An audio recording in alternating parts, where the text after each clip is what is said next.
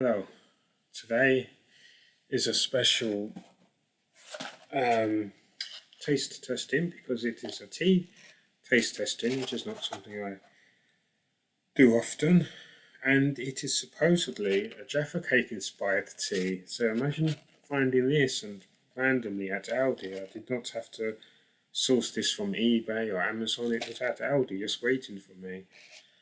I'm not sure what the receipt situation is and whether or not I can find it online.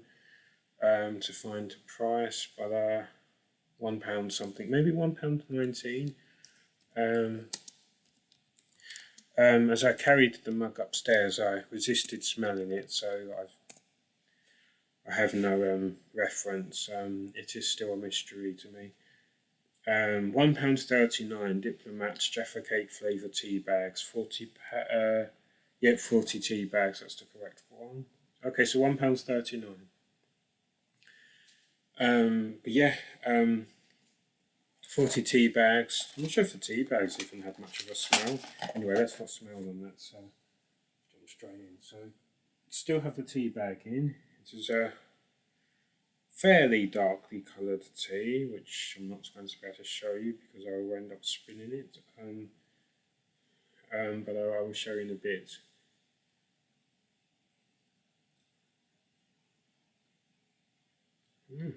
I'm not sure if this smells like Jaffa.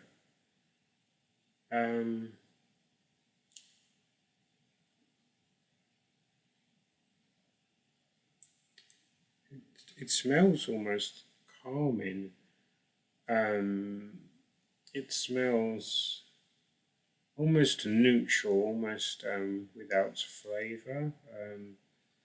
It smells gentle. It smells gentle.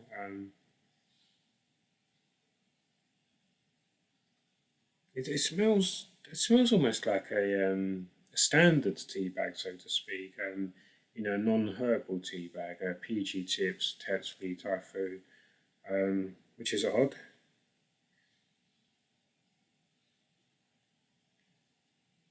Okay, it is very hot, but I will try drinking some. Yeah, hot.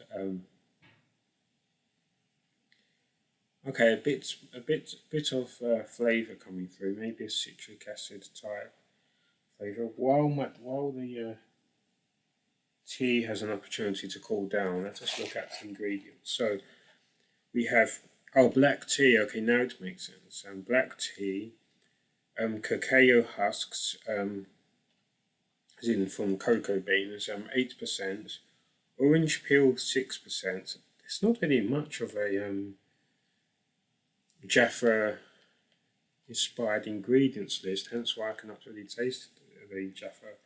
I mean, cocoa husks 8%, orange peel 6%, flavourings, roasted cocoa beans 5%, licorice root, or maybe I can taste licorice, maybe that is what I tasted earlier, and chicory root fibre. So not your usual ingredients for a tea bag, I grant you, but nothing particularly. It's the amount. The amounts are very gentle. Or it does say allowed to stand for 5 minutes or until the desired strength is achieved. Maybe it is a slow burner. Maybe in 4 or so minutes' time it will have a bit more flavour. Oh yeah, smell the tea bags. One tea bag. Where are you? Oh, actually, there is a sort of almost fruity aroma from the tea bag when no water is poured onto it. A naked tea bag, shall we say. Okay, so I've had 1.5 mugs of lemon and ginger tea today, also from Aldi's Diplomat brand. So, and I may have eaten a couple of bourbon biscuits, but other and maybe some sesame seeds which they do not really have any flavour. So the point is being my taste buds are fairly fresh, fairly unexhausted. Um, hmm. but it feels like a neutral, gentle, easygoing sort of tea. At a price of £1.39 for 40 tea bags. I think standard diplomat's price. So maybe if you wanted to switch your usual brand, you may or may not notice much of a difference. This is Saturday's paper. Today's Monday, the 16th of October. This is Saturday, October the 14th. £1.60 for a newspaper. Honestly. Birmingham Mail. So I've got about, obviously, Birmingham City Council, an extra £80 million being lost. Auditors report reveals city equal pay liability keeps growing, and this is before the supported housing scandal is fully recognised. Once compensation claims for that are processed, the government will have to step in and say, look, we're taking straight from government funds to compensate these people. And to think about all the other scandals, the scandals we do not know about, but we could suspect are happening and maybe revealed someday. So my point being, it raises questions obviously about Birmingham City Council. Obviously it is fundamentally corrupt, as all local authorities are, but it also it raises a question of how do we deal with these authorities? What is the relationship between local authority and government, and what should it be? It just keeps getting worse and worse. And it is difficult because obviously, and this is what abusers and the neighbours do, they want you to feel guilty, and every time you see a headline like that, I think, hang on, and I and other people are going to hit London City Council with massive campaigns, and then tomorrow's headline will be, oh, now there's supported housing scandal, now they're in even more debt, and now there's a new blah, blah, blah. You are made to feel as though you are the one causing that problem, but the important thing to remember is a victim has the right to speak up, and you are essentially placed in what some would call an impossible situation because you're made to feel guilty. You know what is morally right, so you're trying to do that, but the abusers and or neighbours want you to feel that's what you're doing is wrong. They will say, look, you're bankrupting the council, but obviously whether it's supported housing and making Birmingham City Council making people homeless, whether it's Sajid Hussain, whether it's Darcy, or whether it's the equal pay claims, everybody is entitled to compensation and such. It is not you. You have not caused this problem. You are trying to resolve it. You are trying to say this is what should have actually happened, and so basically you're sort of set up to fail in the eyes of the public because society is a very cruel neighbour in this respect. But it is like even with Jimmy Savile, for instance, people even now will say, oh, why did you take so long to speak up, as though there should be a time limit, and as though trauma is not traumatic, when by definition trauma is traumatic, and as though you have to file a legal claim in order for your story to be true. That does not make sense. And because of the way courts work, there has to be a sort of sense that there's a likely probability of success. Otherwise, no lawyer will touch you if they think the case is going to fail. But frankly, stupid people, as in people have obviously as much intelligence as anyone else, but choose not to use it, which is the act of stupidity. They want everything to be simple. They want to sit on their sofa and say, oh, this is the answer so simple, these people are lying. Why would you wait decades to speak up about a traumatic event which traumatized you and made you afraid to speak up? The answer is in the question. The enablers will sit on the side and say, why are you doing this? So unfortunately, you have to expect that when you investigate, people say, oh, why is Barry speaking up about this? Why is he making his own local authority even more bankrupt? Well, no, I'm not doing it. They've done it to themselves, so it's their fault. They did this to themselves, and they have to be held responsible. It's double standards, because they'll talk about law, and then, but essentially they're saying that the abusers and themselves, the enablers, are exempt from law. So we are not supposed to hold local authorities to account. We should just turn a blind eye, be an ostrich burying the head in the sand. But yeah, people on delay cost council £80 million. And then you have, of course, the administrators being paid. What is it? It's £300 a day or something, or £1,000 a day. Oh, Birmingham City Council's bankrupt. They've got no money. They've wasted money. I know. Let's hire people at a cost of £1,000 a day. I mean, should they could have negotiated to avoid wasting even more money, or deferred payment or something, or yeah. Birmingham City Council's wasted money. Let's waste even more money in a bid to find out why they wasted money, even though everybody knows the answer. Yeah, burger bar boiled by license verdict. A Harborne burger business has been granted a late night music and alcohol license despite objections from locals. Burger Boy, I'm not familiar with Burger Boy, but I've not really been to Harborne in ages. There we go. Did the Rinse's equal pay bill rise by £80 million? Presumably the claimants are entitled to interest on top of their compensation, as in a part of their compensation. Junction transformation revealed in drone images.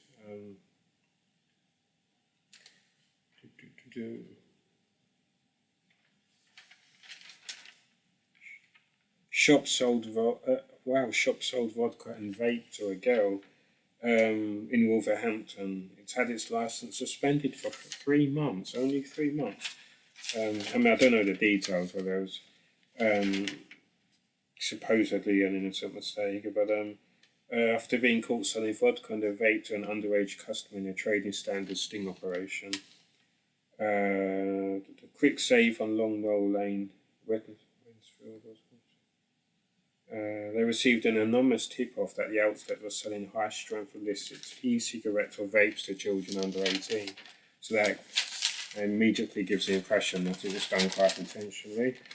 Either that or their educational standards are very poor and their sense of reasoning. A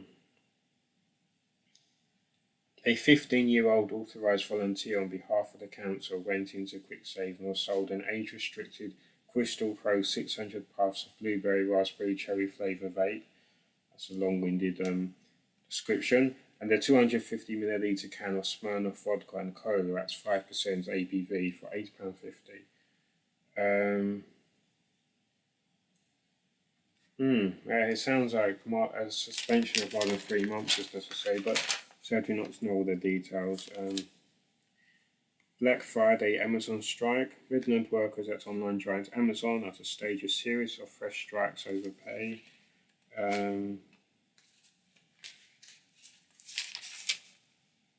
Or not, HS2. Yeah, they find so Rishi Sunak finally scrapped most of HS2, but there's still the Birmingham to Euston project, I believe, is still going ahead.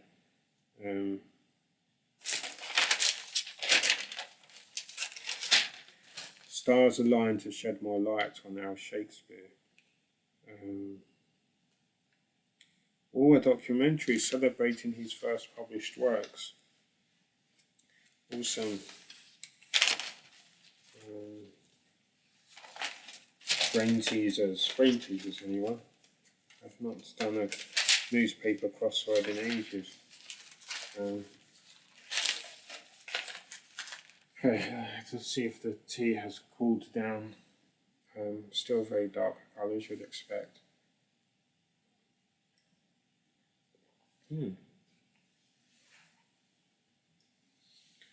It is a nice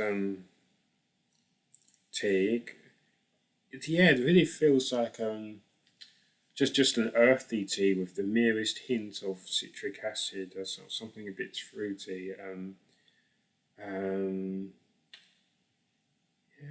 I'm sort of disappointed. I was really hoping for some sort of tea equivalent to consuming a Jaffa Cake. They put the Jaffa Cake image. I'm sure it just tastes like Jaffa, Jaffa Cake specifically, but as I say, there was a Jaffa Cake on the front. Clearly, they're trying to hype up this flavour. Yeah, definitely Jaffa. Never mind Jaffa Cake. Jaffa is misleading. More like yes, my taste buds are just not working maybe, but it feels like a very grounded, a very earthy, neutral tea with like as though as though someone has just squeezed some lemon juice into the tea. So you kind of taste it and then you forget about it. Then you taste it again and then forget about it. Um, um, so I'd say it is a nice tea. It is a nice tea, but um, I'm not sure what you actually get from it. Um, yeah, I sort of like it, but it leaves you wanting very much. So partly because of the packaging, it's this Jaffa Cake they shoved onto the front. I'm waiting for the clear Jaffa, the refreshing Jaffa taste, or the almost something chocolatey.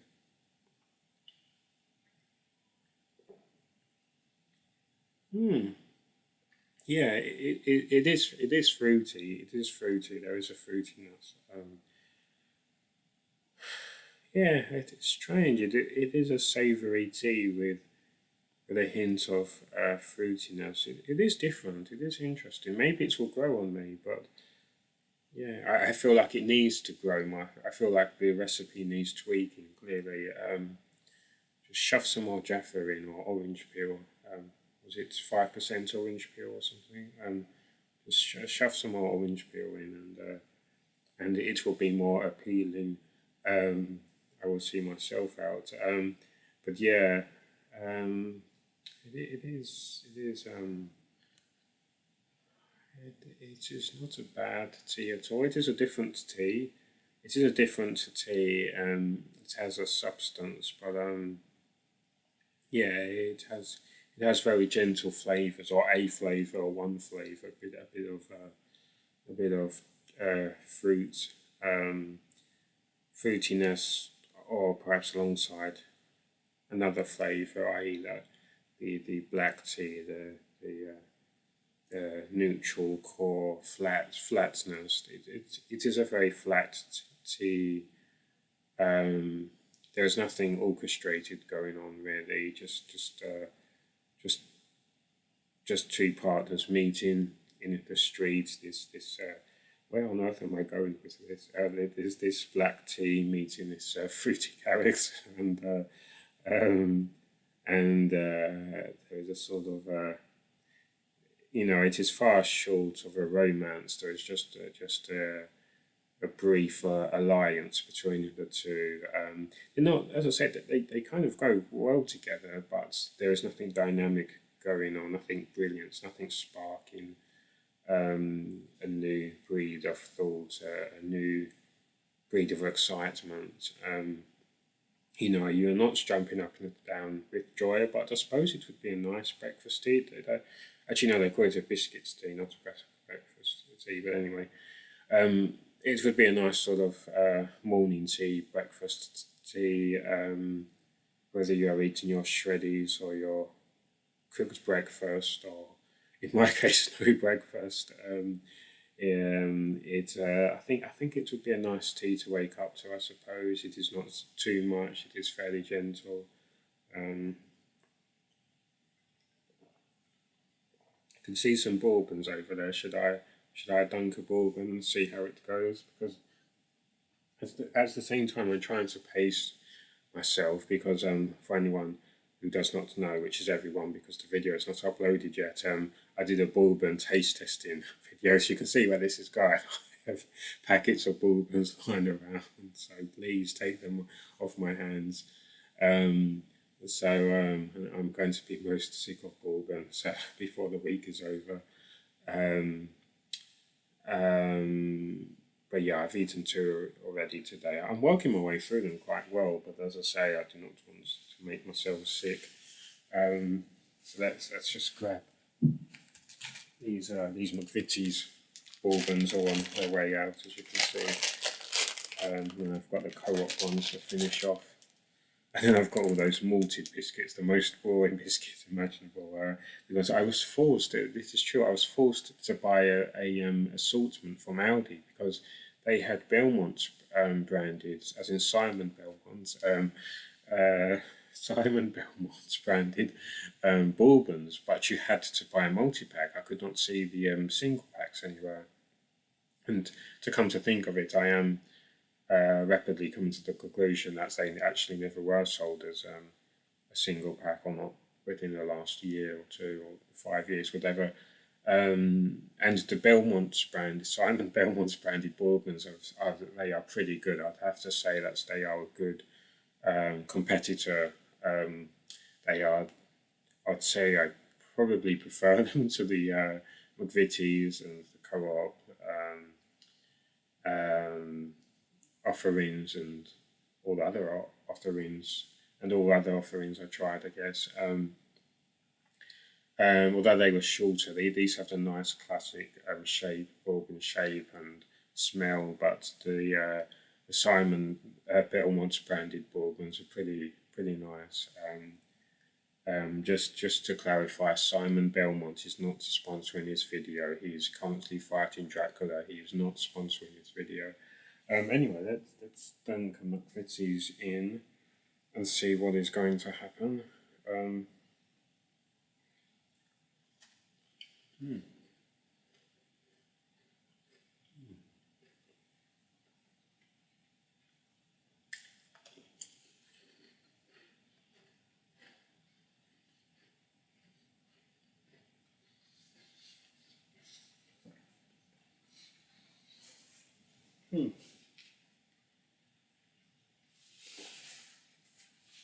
Yeah, well, that was just a quick dunk, which could be said for other things.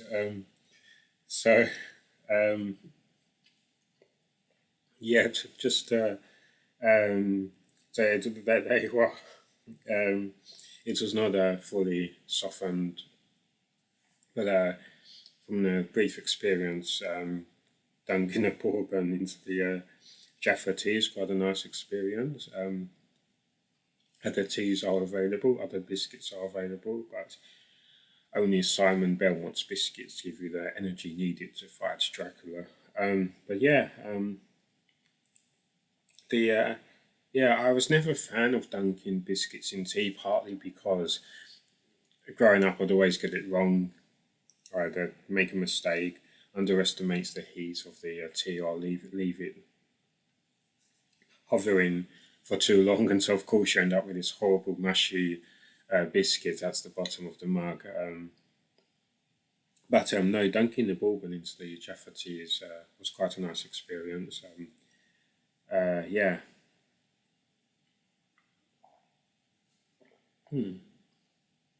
Yeah, it is almost a strong tea. It as in when you look at the packaging, you are expecting, or I was expecting something quite fruity, but it is quite a, dare I say, a bland tea, an earthy tea, but with a hint of Jaffa, the merest hint of Jaffa.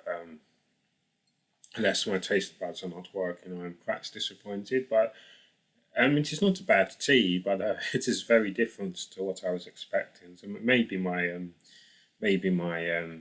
presumption was off track, but it's not a bad tea. Where are all these insects coming from? Honestly, leave me alone, please.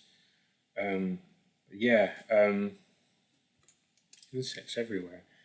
Yeah, it is not a bad tea, and you may wish to dunk a bourbon in.